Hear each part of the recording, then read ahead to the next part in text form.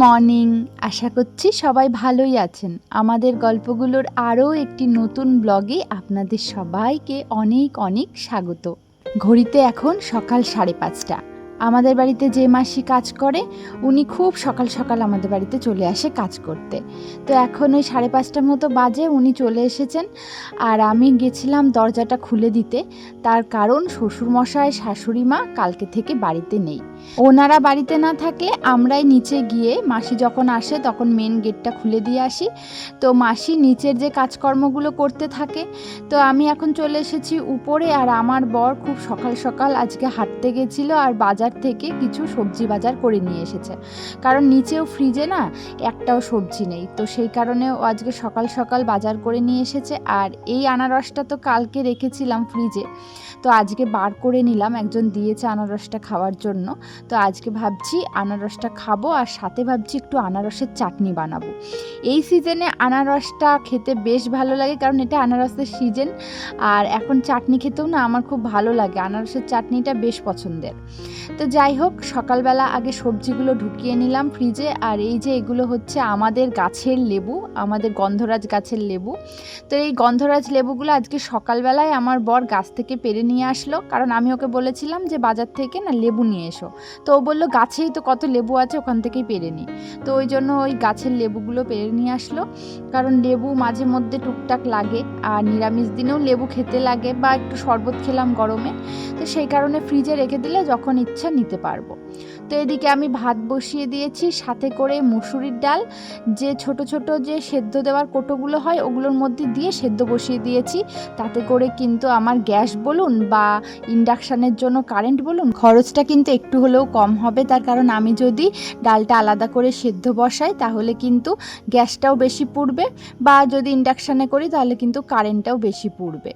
আর আমাদের নিচে যেহেতু এখন রান্নাবান্না হবে না, যেহেতু শ্বশুরমশাই শাশুড়িমা বাড়িতে নেই, তাই আজকে আমি নিচ থেকে ওই সিলিন্ডারটা উপরে নিয়ে আসলাম উপরে রান্না করব বলে।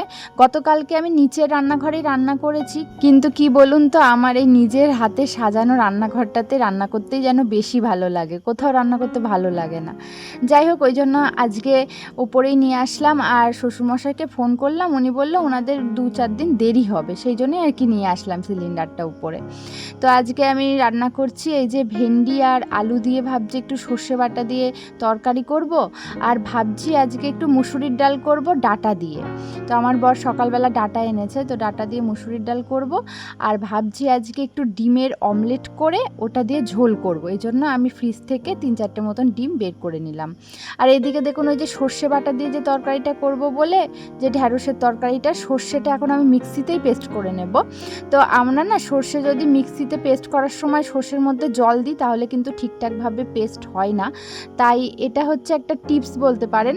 আগে সর্ষেটাকে খোলা মিক্সির বাটিতে নিয়ে, মানে শুধু সর্ষেটাকে মানে জল ছাড়া একটু গুঁড়ো করে নেব, তাহলে দেখুন বেশ কিন্তু মিহি গুঁড়ো হয়ে গেছে। এবার একটু জল দিয়ে সাথে আমি একটু কাঁচা লঙ্কা দিয়ে দিলাম, তারপরে আমি পেস্ট করব, তাহলে কিন্তু সুন্দর স্মুথ পেস্ট তৈরি হয়ে যাবে।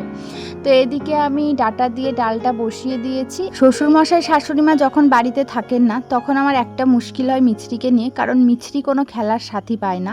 অন্যদিন ও যেমন নিচে গিয়ে খেলা করে, ওরা থাকে, তো ওর ভালো লাগে, কিন্তু আজকে তো নিচে কেউ নেই, ও তো নিচে গিয়েও খেলতে পারবে না। আবার আমি যেহেতু উপরে রান্নাবান্না করছি, মানে কাজে ব্যস্ত, আমি ওকে সময় দিতে পারবো না, ও ভীষণ বিরক্ত হচ্ছে আজকে। কিন্তু কিছু করার নেই, এরকম পরিস্থিতি আমি ওর যখন ছোট তখন থেকেই এরকম পরিস্থিতির সম্মুখীন হচ্ছি। তো এরকমটাই হয়ে থাকে সব সময়, একটু বিরক্ত হয়, ও কান্নাকাটি করে, চিৎকার করে, আমাকে ভীষণ বিরক্ত করে, রান্নাঘরে এসে নাইটি ধরে টানাটানি করে। তো আমার কিছু করার নেই, আমিও ভীষণ বিরক্ত হয়ে যাই, মাঝে মধ্যে ওকে বকাবকিও করি। মানে ভীষণ একটা খারাপ পরিস্থিতির সম্মুখীন হতে হয় যখন বাড়িতে কেউ থাকে না। আর আমাদের জানেন তো আশেপাশে একটা লোকও নেই, মানে কি বলবো, বাচ্চাটাকে ধরার মতন কেউ নেই, কারণ আমাদের আশেপাশে একটু দূরে দূরেই বাড়িগুলো, দেখতেই তো পান, মানে পাশাপাশি বেশিরভাগই জঙ্গল। তো বাড়িগুলো এতটা দূরে দূরে, আর যে বাড়িগুলো রয়েছে সেই বাড়িতেও মানে বাচ্চা ধরার মতন সেরকম কিন্তু লোক নেই। বা বাচ্চাটাকে যে দিতে যাব এতটা দূরে সবসময় কি যাওয়াটা সম্ভব? তো সেই কারণে আমাকে এরকমভাবে কিন্তু মিছরি যখন ছোট তখন থেকে এভাবেই অসুবিধার সম্মুখীন হয়ে মিছরিকে বড় করতে হচ্ছে। কারণ আমার শ্বশুরমশাই আর শাশুড়িমা বেশিরভাগটা সময় বাড়িতে থাকেন না, ওনারা এখানে ওখানে ঘুরতে যান, বরঞ্চ এখন কমই যান। মিছরি যখন ছোট ছিল আরও বেশি যেত, তো এখন তো শ্বশুরমশাই খুব একটা কোথাও যায় না, শাশুড়িমা মাঝে মধ্যে এদিক ওদিক ঘুরতে যান, আপনারা তো জানেনই। তবে দুজনের মধ্যে একজনও যদি বাড়িতে থাকে তবু একটু সুবিধা হয়, আর কেউ না থাকলে ও যে কি বিরক্ত করে আমাকে, এখনও রান্না করছে ভীষণ বিরক্ত করছে।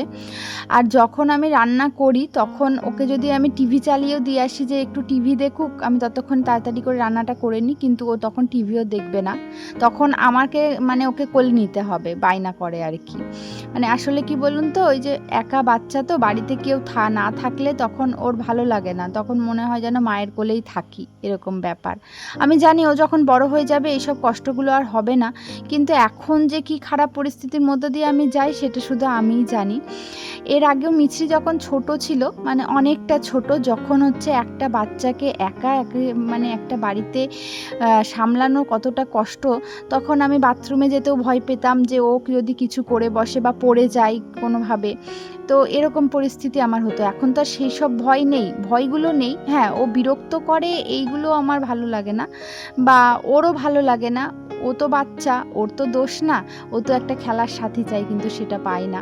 ও এরকমভাবে বাড়িতে একা একা থেকে থেকে আমার মনে হয় ও একটা সময় একটু বেশি চুপচাপ বা একটু বেশি শান্ত প্রকৃতির হয়ে যাবে, বা কেউ বাড়িতে আসলেও হয়তো কথা কম বলবে, তখন কিন্তু ওর এই স্বভাবের জন্য হয়তো ওকে আর আমাকে দোষারোপ করবে, হয়তো বলবে যে মা কোনো কিছু শেখায়নি, কারোর সাথে মেশা শেখায়নি। কিন্তু এই পরিস্থিতি যাদের মানে তৈরি হয়, একটা বাচ্চা ছোট থেকে যে এভাবে মানুষ হচ্ছে, বাড়িতে কেউ নেই, সে তো এরকমভাবেই মানুষ হচ্ছে, বা সে তো এরকম স্বভাবেরই হয়ে যাবে, তাই না? এটাই স্বাভাবিক, কারণ যেই সময়টাই সে মানুষ চাইছে অথচ মানুষ পাচ্ছে না, সেই সময়টাই কিন্তু সেই পরবর্তী কালের জন্য দায়ী হয়ে দাঁড়াবে।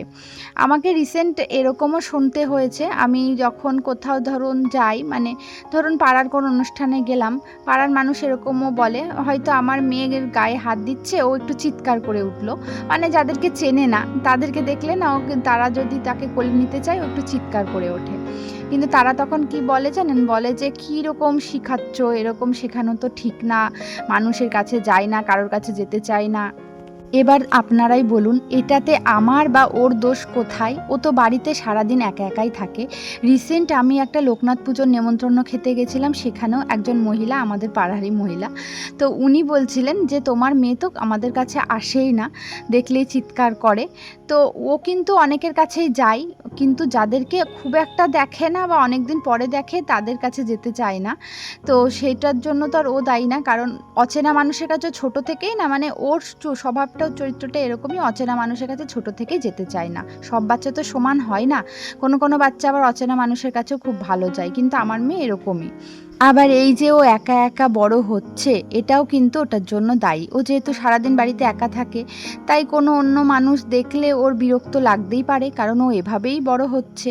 আবার যিনি এরকম ধরনের কথা বলেছে, ওনার বাড়িটা আমাদের বাড়ি থেকে কিন্তু বেশ দূরে। উনি বলছিলেন যে আমাদের বাড়িতে তো নিয়ে যেতে পারো, কিন্তু আপনারাই বলুন আমার সময় কোথায় যে আমি অতটা দূরে নিয়ে গিয়ে আমার বাচ্চাকে ওনাদের কাছে রেখে আসবো, বা আমার বাচ্চাই বা থাকবে কি করে? বাড়ির কাছাকাছি বা বাড়ির একদম পাশে যদি হয় তাহলে বাচ্চাকে রেখে আসা যায়, আস্তে আস্তে অভ্যাস হয়ে যায়, কিন্তু এতটা দূরে আমি আমার কাজকর্ম বন্ধ করে কি করে আমার বাচ্চাকে তাদের বাড়িতে রাখতে যাব? আর তারাও বা বিরক্ত হবে না এমন কি কোনো কথা আছে? এখন হয়তো আবেগের বশে কথাটা বলছে, কিন্তু দুদিন যদি আমার বাচ্চাটাকে রাখতে যাই, 3 দিনের দিন কিন্তু বলবে যে আমরা এখন কাজ করছি, আমাদের কিন্তু সময় নেই বাচ্চা রাখার, বলবেই এরকম, এটাই হয়ে থাকে। তো যাই হোক, দোষারোপ করে অনেকেই এরকম, কিন্তু আমি আমার বাচ্চাটাকে নিয়ে সারাদিন যে কতটা কষ্ট করি সেটা শুধু আমিই জানি। যাই হোক, অনেক কথা বলা হয়ে গেল। এবার এই যে 2টো অমলেট করে নিলাম, একদম বড় বড় করে মোটা মোটা করে 2টো অমলেট করে নিয়েছি, আর 4টে ডিম দিয়ে করলাম। আর ওইদিকে না আমি আনারসের চাটনিটাও বসিয়ে দিয়েছি, আর আনারসের চাটনিতে ওই যে মিষ্টি ছিল ফ্রিজে কিছু, তো মিষ্টির কিছু রস ছিল, সেই রসটা দিয়েছি, মানে চিনি চিনি আর দিলাম না, রসটা দিলাম। আর এদিকে একটুখানি কাজু বাদাম আর কিশমিশ দেব, ভালো লাগবে আর কি আনারসের চাটনিটা। আর নামানোর আগে একটুখানি লেবুর রস দিয়ে নেব। গোটা আনারসটার মধ্যে অর্ধেক আনারস আমি ননদের বাড়িতে পাঠিয়েছি সকালবেলা, আর বাকি অর্ধেকটার মধ্যে কিছুটা আমি চাটনি করছি আর কিছুটা আনারস দেখলেন তো বড় বড় করে কেটে রাখলাম খাওয়ার জন্য। আমার বর আসবে, তারপর দুজনে খাবো। তো এই যে একটুখানি লেবুর রস দিয়ে নিচ্ছি নামানোর আগে, খেতে কিন্তু দারুণ লাগবে। আর আমি ওদিকে ডিমটা ভাজা বসিয়ে দিয়েছিলাম, দেখতেই পেলেন। তো ওদিকে আমার মেয়ে ভীষণ কান্নাকাটি শুরু করে দিয়েছে আমার কোলে আসবে বলে। আমার মনে হচ্ছে ওর হয়তো আজকে একটু তাড়াতাড়ি ঘুম পেয়ে গেছে। তোকে টিভি চালিয়ে দিয়ে এসেছিলাম, ও দেখবে না, আমার সাথে রান্নাঘরে থাকবে, আমার কোলে থাকতে চাইছে। তো আমি এখন তো কাজ করব, কি করে কোলে নিয়ে রান্না করি বলুন তো। তো যাই হোক, আমি এদিকে যে রসুন ছাড়াচ্ছি, একটু পেঁয়াজ কাটছি তরকারিতে দেবো বলে, ও আমার সাথে সাথে রসুন ছাড়াবে। তো ওকে এইসব কাজে একটু ব্যস্ত রেখেছি।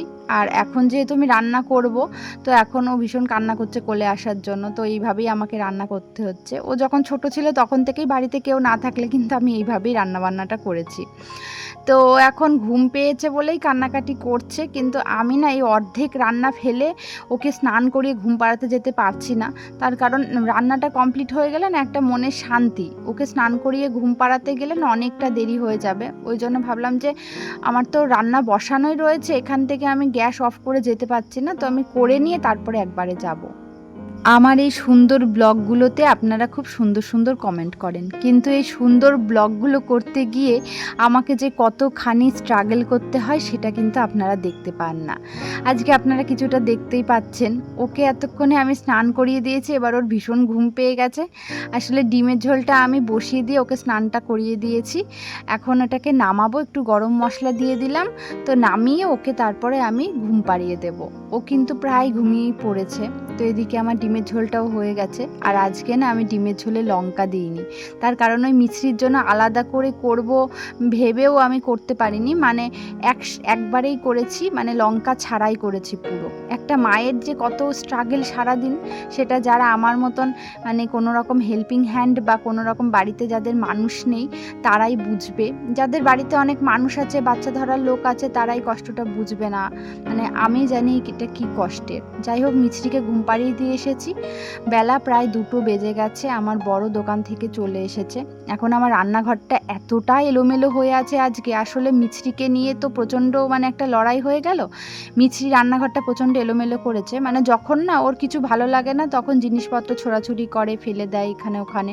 মানে ও তো বাচ্চা, বিরক্ত হচ্ছে, ওর ঘুম পেয়ে গেছে, কিন্তু আমি ওকে সময় দিতে পারছি না, তখন কিন্তু ও এগুলো করে থাকে আর কি। এই জন্য আমার রান্নাঘরটা আজকে প্রচণ্ড অগোছালো ছিল। সাথে করে আমি যেহেতু গোছানোর সুযোগও পাচ্ছিলাম না, মানে অন্য দিন কি হয় রান্নাঘরটা গোছাতে গোছাতেই রান্না করতে থাকি, তো সেটা আর আজকে হয়নি। যাই হোক, দুপুরবেলা খাওয়া দাওয়ার দিকে রেডি হয়ে গেছে। এই যে আনারসের চাটনিটা খুব ভালো লেগেছে আজকে, আনারসের চাটনিটা। চলুন দুপুরে খাওয়া দাওয়াটা এবার সেরে নেওয়া যাক। আশা করছি আজকের ব্লগটি আপনাদের ভীষণ ভালো লেগেছে। দেখা হচ্ছে পরের ব্লগে। সকলে ভালো থাকুন, সুস্থ থাকুন।